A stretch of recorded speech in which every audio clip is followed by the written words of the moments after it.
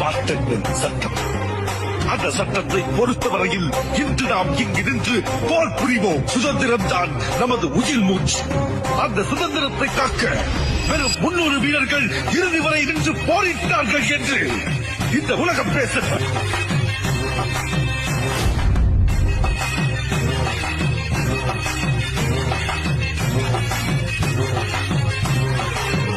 துரோகங்கள் எத்தனையோ கண்டிருப்பான் தலைவன், துன்பங்கள் எத்தனையோ கடந்திருப்பான் தலைவன். நாங்கள் வென்று வாழத்தானே எங்கள் நாட்டை நாங்கள் ஆளத்தானே.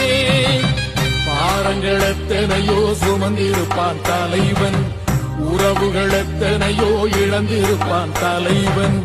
தடைகளை வென்று போகத்தானே எங்கள் தலைமுறை மகிழ்ந்து வாழத்தானே.